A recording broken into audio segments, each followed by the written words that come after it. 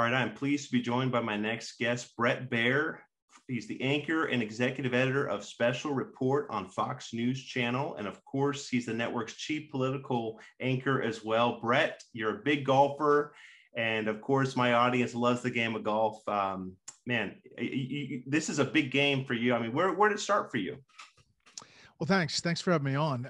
I started playing as a kid, probably about 10 years old. I moved from New Jersey to Atlanta and didn't do well. I lost in like the semifinals of the 10-year-old tennis tournament down there, like the city tournament. And I got so upset. I said, I'm going to go play golf. And so I was like a stubborn little kid. But then I just played all the time at a club called Dunwoody Country Club. I'm fortunate enough, my parents belonged there and literally spent my entire youth there. And I remember getting a driver's license and parking the car by the putting green so the headlights could hit the green and I could continue practicing. So I did that all the time and I loved it and played in high school and then went on to play in college at DePaul University in Greencastle, Indiana, and have loved playing ever since. Really never gave up the game. Yeah, no, I mean, you played quite a bit there in college. Were a big part of that team. I love that story though, about going back in the parking lot with the lights on. So how many hours would you spend in that kind of situation? No, I mean, I'd spend all day. I'd go in the morning and I'd, hit balls and I'd play. And then I'd have some lunch with my buddies and maybe we'd jump in the pool and then we'd play again. And then I would just stay there and work on my short game and, park the car so that the headlights would go there. And really, I thought the short game was the most important thing for me back then. It still is today.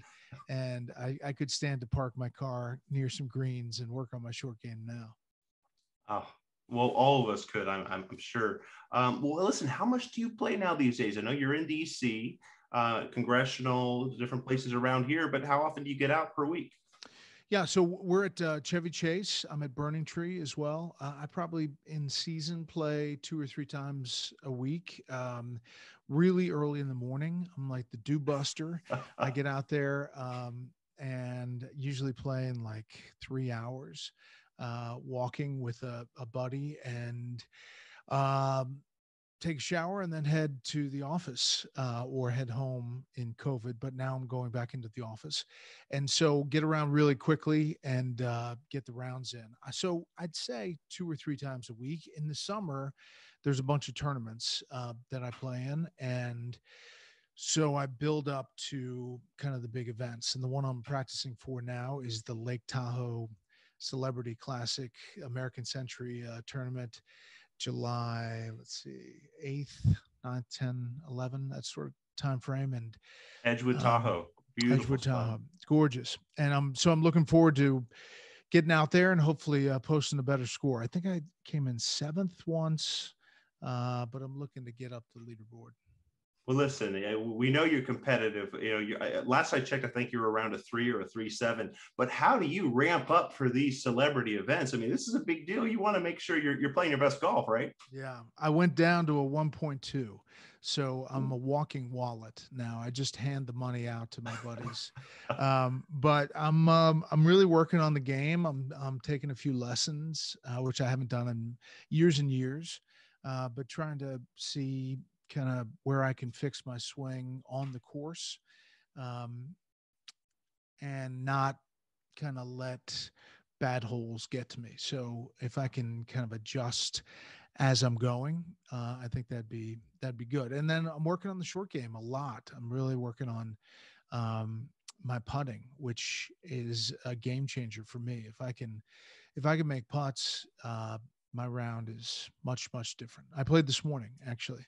And left a few out there, but I tell you what, you make those 10 footers, 12 footers, 15 footers, your round changes dramatically. Yeah, and the confidence that you take to the next hole, just knowing, okay, I just did this the last couple holes, that's huge.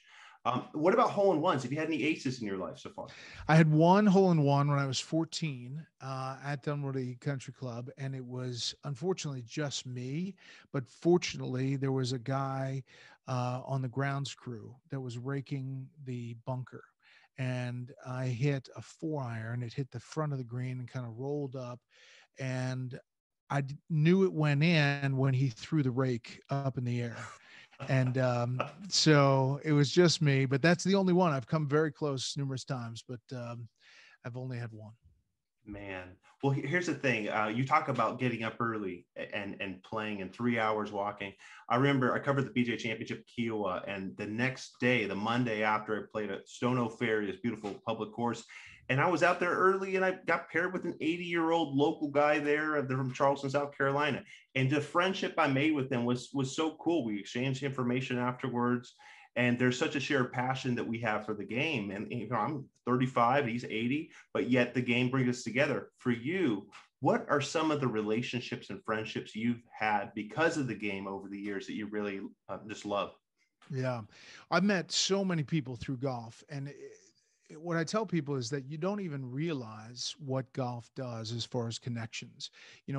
It's not just business. I mean, friendship that crosses kind of all genres. I've met CEOs of big companies. I've met folks that overseas that are just really interesting. I'm good friends with Larry Fitzgerald with the Arizona Cardinals, and we've played in a few things. I've met a lot of people, obviously, out at Lake Tahoe, but I think the interesting thing is when you, to your point, get paired up with somebody and then keep in touch with them. And I've done that and have great relationships from some of the golf. I've played pro-ams where I've met a lot of pros and have really kept in touch with them over the years, and have some great friendships. Russell Henley, Todd Hamilton, Graham McDowell. I've corresponded and been back and forth with Gary Woodland. We haven't played together, but I aspire to. As far as in a pro-am, we've played together just on a fun Casual day. round. Yeah. But so there's a lot of great guys. Steve Stricker, I've played in the Shootout. Shootout. Yeah. Down at the QBE shootout. And Bryson DeChambeau I played with down there. It was before he was big, but I played with him then. Yes, you know what? I'm glad you brought that up, because I remember you were paired with Bryson DeChambeau in 2016, the end of 2016, when he got into the side saddle putting. Like we're like this mad scientist is trying everything. What were you thinking when you saw that and he was in your group? Well, I asked him all kinds of questions, and he was big into the physics of everything. Like, this is why this works. This is why, the physics of this. And he kind of laid it out. It was very methodical in the 18 holes. He's a really nice guy. This is before he started that whole, muscle training where he beefs up, and he still hit it a long way, but he was, smaller, regular size. And, but he played well, but he was using the side saddle, and it was interesting to watch. Yeah. You also mentioned Larry Fitzgerald, the guy that you've played with in the past. This guy is obsessed with the game. I know he's won with Kevin Streelman, his good buddy at AT&T. But what's your favorite Larry Fitzgerald golf story? Well, first of all, he won with Streelman, and I give him a lot of crap about it because they gave him, I think, a 7 handicap, maybe a 10. I can't remember, but whatever it was, he was a little generous for Larry during the AT&T. But he does play well. He loves the game. Last year, I think I asked him, he played 300 times, and this is while he was playing in the NFL. That means you're playing before a Sunday game sometimes. That's pretty intense. Yeah. So, but he's a really great guy. The best experience I had with him was playing down in Orlando at an LPGA celebrity event where we played with Jessica Corda, and she won the tournament, and she shot 61. 61? Actually, 60. She shot 60. Yeah. No, she shot 60. I was thinking she could have shot 59 because she missed a couple short putts. But he and I, at the end of the round, we're just looking like, get out of the way, because we want to make sure we're not interfering. She shot 60 on that 18, and it was amazing to watch. Well, you mentioned some great displays of golf, playing with professional golfers. What's one of the most impressive shots you've ever seen when you've been paired with these guys or ladies? I think I loved Jessica Corda just because it's fresh in my mind. Hitting into a par 5, she kind of had a really long shot over water, and she was having a great round, and she didn't hesitate at all, and she just put a 3-wood up there to about 20 feet and made the putt for eagle. I think that was really cool. I think that was on 16 on that course. But I've seen amazing shots. I played with Russell Henley, who's an amazing short game. He really can get up and down from the world. And so he gave me some tips. And let me think. Todd Hamilton taught me to play the bump and run with the hybrid, where he won the 2004 British Open at Troon. Over Ernie Els, yeah. And so, if you've ever done that, I'm sure there are people in your audience who use that, but it's really helpful because you put it on the back foot, you press a little bit and you putt it, and it pops up just a little bit and then runs like a putt. And I've used that in my game a ton, and I've seen him hole it from 20 yards off the green. This is Todd. Yeah, he used it a lot. What a player. Yeah. Well, hey, you know what? We think about shots you hit there, but what about rounds? What are some of the most memorable rounds that you've had on the golf course? So AT&T at Pebble Beach is hard to miss. And I've made the cut there a couple of times, once with Todd Hamilton, once with Russell Henley. And when I made it with Russell, I shot 75, and we were coming into 18, and I pushed it right. I didn't want to hook it. My miss is a hook, and the water is staring you on the left there, and I didn't want to hood this 5-iron, so I kind of left it open, and it went into the stands in the Arnold Palmer cocktail area. And I said, oh, I'm going to have to drop in the rough here because they give you a free drop. And the caddy climbed up there and said, you're not going to believe this, but you have a really good lie up here. And so I climbed up there, and sure enough, it was on this carpet, and there's all these seats, and there's the, bar, and I had 135. So I took a wedge and I put it on and made a 5-4. And so that shot was picked up by CBS, and I've got the video clip of a lady who literally was sitting there with her phone, and she was taking her life into her hand. I mean, if I sculled one, she was going to get it right in the noggin. Man. Well, listen, you've talked about Todd Hamilton. You've talked about these pros you've played with at Pebble Beach, celebrities, friends growing up. I guess I'm thinking of rewarding friendships, and I know that you have a connection with Jack Nicklaus. Oh yeah, I know that you spent time. Actually, we met at American Dunes, the grand opening of American Dunes, his golf course there, with Lieutenant Colonel Dan Rooney. Their vision. How special has Jack Nicklaus been for you? Really, really special. And I'll tell the quick story. I saw that documentary, Jack. And I guess was it ESPN or Golf Channel? Golf Channel, yeah. Either one. And I watched all of them and came to the end. And I followed Jack growing up. In fact, I learned to play with the VHS tape Golf My Way by Jack Nicklaus. And that's literally what I remember doing. And I followed him in tournaments. In high school, went to Augusta in 1986 and followed him hole to hole when he won. And I was there on 17 when he made that yes, sir putt. So I had this connection to Jack, at least I thought so. So as I was watching this documentary, I decided to write this letter, and I And I just told him all of this stuff and how I really valued him and looked up to him as an icon in golf. And because my son had 5 congenital heart defects and had open heart surgery, has spent a lot of time in children's hospitals. He's since had 4 open heart surgeries. I really valued he and Barbara's efforts on children's health and what they do for in their children's hospital down in Miami. So anyway, I wrote all of this out, and within a week, I got a letter back from Jack saying he was really touched by the letter and he wanted me to MC an event in New York where he was raising money for his children's hospital.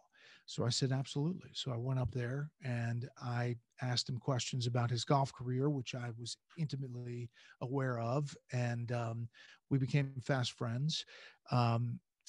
We do stuff for his children's hospital, he and Barbara, and they do stuff for Children's National here in DC. I've played with him a few times and we keep in touch. Just got a text from Barbara the other day about the end of the memorial, and she was trying to make sure Jack didn't have too many milkshakes. Right. Buckeye milkshakes. Yeah. Yeah, Buckeye milkshakes. But it's just really, really special. And just to be able to have that relationship with somebody that you looked up to as a kid, who's, I think, arguably the best golfer that ever was, is really, really cool. Is there a moment, you say you played golf with him a decent amount? Is there a moment that stands out from a round playing with the great one? Yes. Well, I was really trying to play well, obviously. And I was in his cart. And he was saying, I just don't hit it that far anymore. And but he was still striping it, and he was still getting up and down. And I think I was 4 over heading into 18. And I looked at the card, and he was 4 over. And so I didn't say anything, but it was a par 5. And I'm like, this could be it. This could be, I win this hole, and this is just a big moment. And so I hit a drive, and then I go for the green in 2, and I overcooked it, hit it left into the water.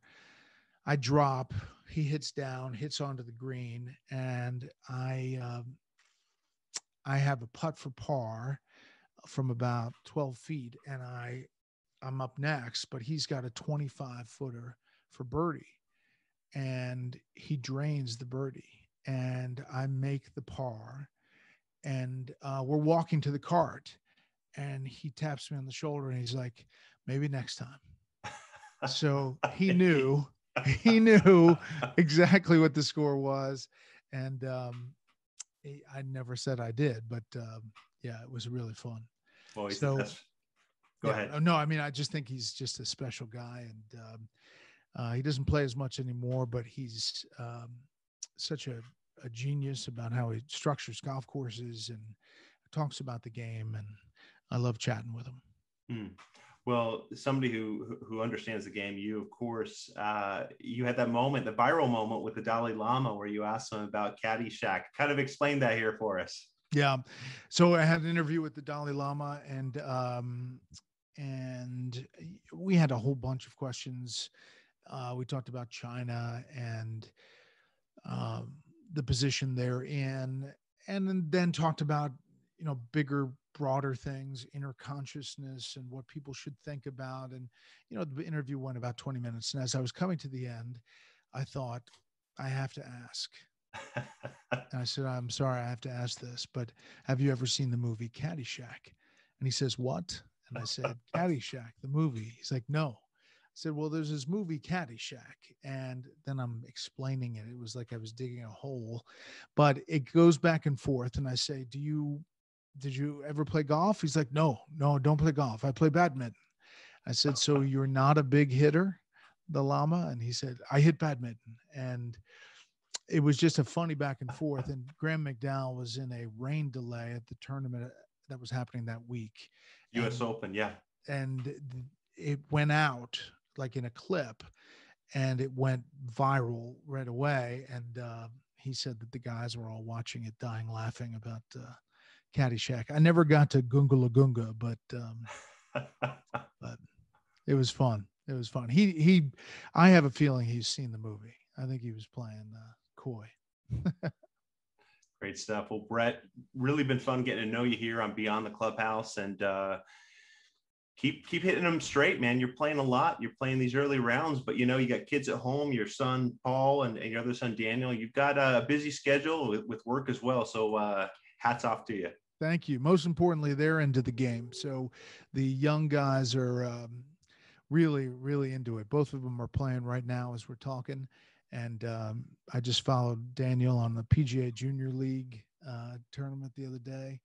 So it's fun to watch the next generation. Golf is very much alive and well, I think, and that's a good thing for all of us.